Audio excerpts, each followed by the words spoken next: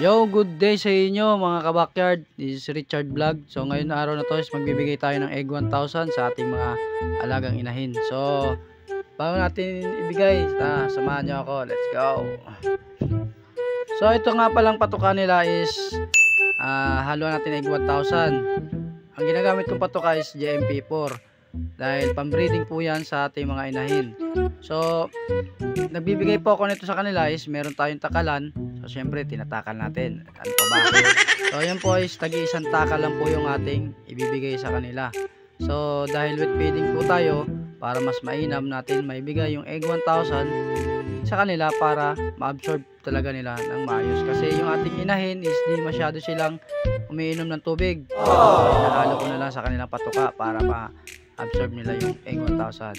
So itong aking mga inahin mga kabakyard is pinapriming ko na po yan dahil yung isa po nating inahin ng kanawayon is malapit na po rin mag-itlog. So binibigyan ko po sila na itong egg 1,000 pag sila ay malapit ng umitlog. At tara, samahan nyo ako mga kabakyard, basahin na natin yung kanilang patuka. Let's go!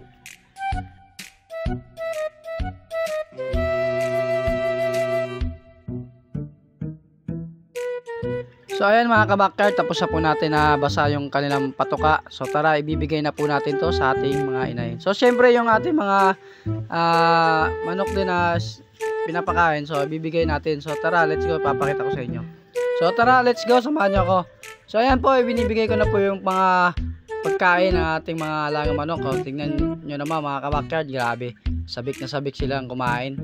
So ayan po, sila is kinukontrol po natin ng pagkain. Yun lang po ang technique natin para sila ay ganado kumain. So nagbibigay lang ako nitong patuka is 40 grams sa umaga. So sa hapon is 30 grams na lang ang binibigay ko, para pagdating po ng kinabukasan is talagang sabik na sabik sila sa pagkain nating ibibigay.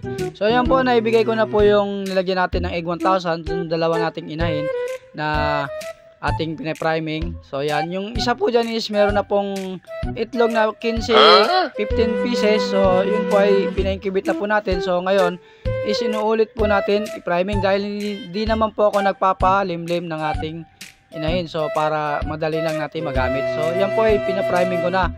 So yan mga kabakyard, yung iba nating mga alaga dito is tingnan nyo, napaka sabik talaga sila sa pagkain. So ipapakita ko sa inyo sila mga kabakyard sa inyo, para makita nyo yung kasiglahan sa pagkain ng ating mga alaga. So tara, samahan nyo ako, let's go.